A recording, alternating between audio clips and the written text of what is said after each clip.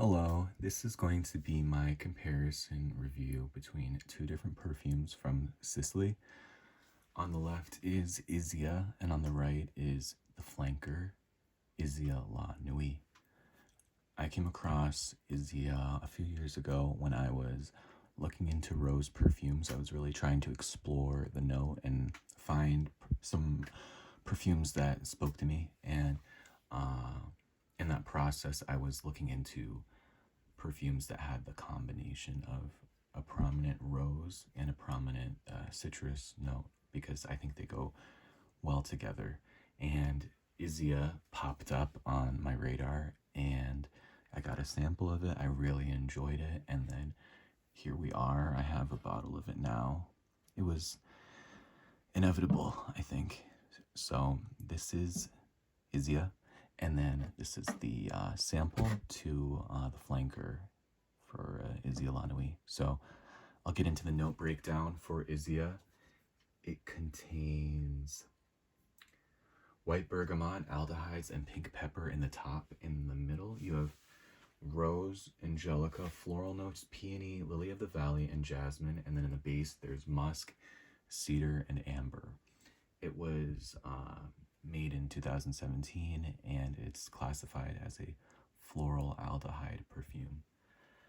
I'll also mention that the design of the bottle is beautiful. It is sculptural, and I like how, it's clear, but then there are shades of yellow, shades of orange, and sometimes there's pink and red. It's very pretty. I love this bottle. And the atomizer on this bottle it lets off a very fine, almost microscopic droplet of spritz. It's a luxurious application process. So, Izia, what do I think about it?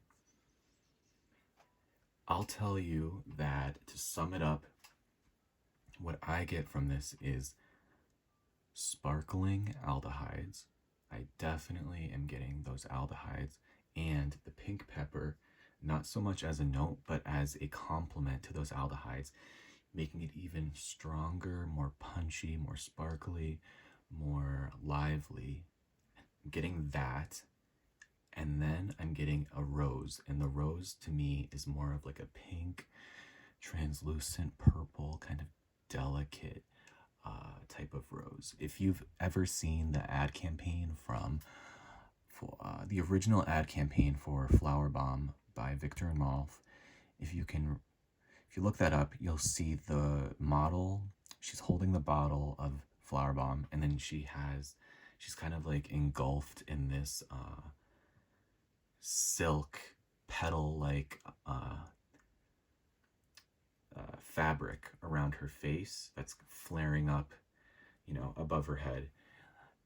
It's that kind of texture that I'm thinking of, and in the hues of like pink and pale or dark purple, but like a clear purple. Might not matter to you, but I'm just trying to convey like that it's not a red rose type of perfume, I think. A red rose is more so like Joe Malone red roses, obviously.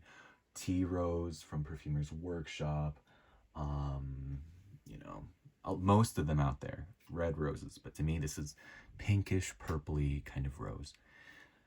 So I get the aldehydes, I get the rose, and then I'm getting this almost like a black currant type of note that gives a tangy fruitiness to it, a tangy, sweet fruitiness.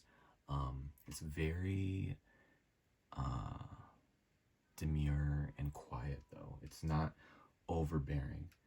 And the only fruit listed in this perfume is the white bergamot, but I can't say that I'm perceiving it as white bergamot. It's to me kind of like a berry, purplish kind of berry note that gives tanginess and some sweetness and some sourness. So those are the three main stars of this perfume, and that's what I really get. I'm not getting anything else specifically, just the aldehydes, that rose and that fruity note. The wear of this is it's a enjoyable experience. You it's fun because of that fruitiness and those aldehydes. Uh, and at the same time, there is a feeling of maturity to it.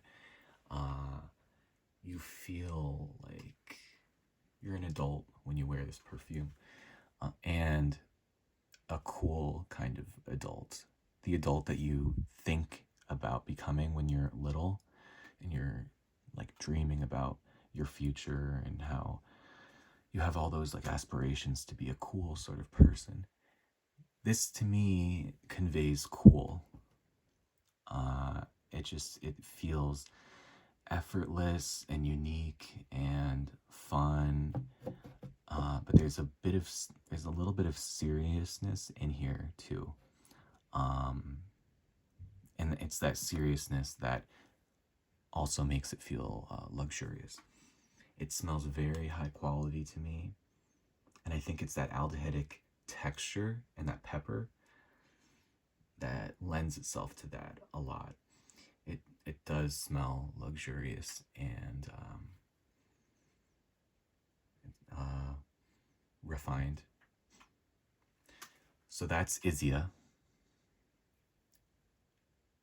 I liked Izia, so I thought that Izia la Nuit I also would like. And I put off trying it for the longest time because, based off of the reviews, I wasn't entirely sure of what to expect. I was hoping that it would be like 95% Izia.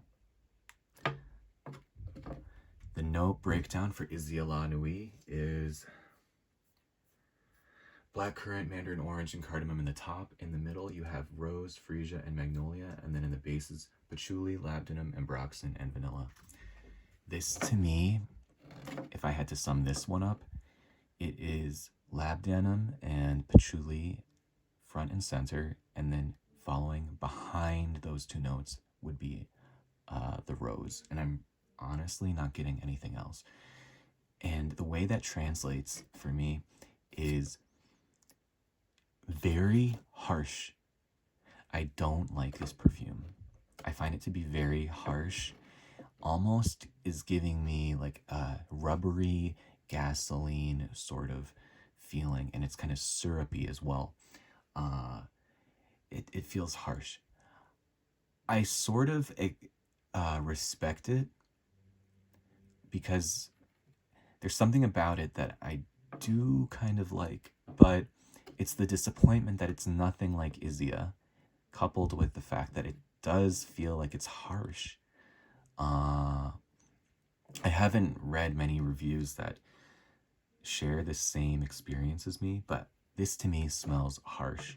This is not a blind buy, and even if you like the patchouli and rose combination, I still would say definitely sample this first before blind buying, because you might be like me and find it to be kind of abrasive. And I could also find this to be a cloying type of wear. You could choke people out who are in the room with you if you wear this, especially if you go heavy handed. And that goes into the performance. This is a good performer. It's pretty strong in my experience. And of course, the way the universe works, the one that I like, which is Izia, the original, to me, it is very weak as a performer. And that totally kills me. And I hate that. But I have a solution. And that is I have combined two different perfume oil dupes of Izia from two different perfume oil houses.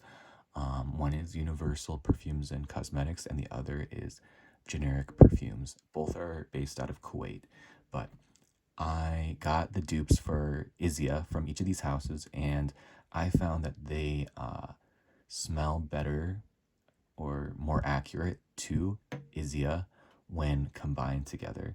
And I found that this ratio of oil, of the oils relative to each other, was the best. So I combined them, and the performance is definitely better than the original Izia.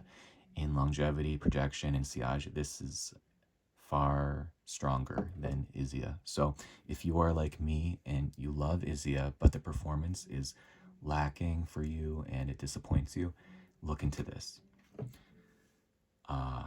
Look into getting some of the perfume oils, is what I'm saying, and play around with them. Maybe you find a different kind of ratio that appeals to you than the one that I made. So it's just an idea. This is my review for these two perfumes. Let me know if you're familiar with them, if you like them or hate them, especially this one. If you like Izia la Nuit, let me know and tell me why, because I don't understand how people can not only like this, but some people love this perfume, and I don't get it. Thank you so much for watching, and have a great rest of your day. Bye.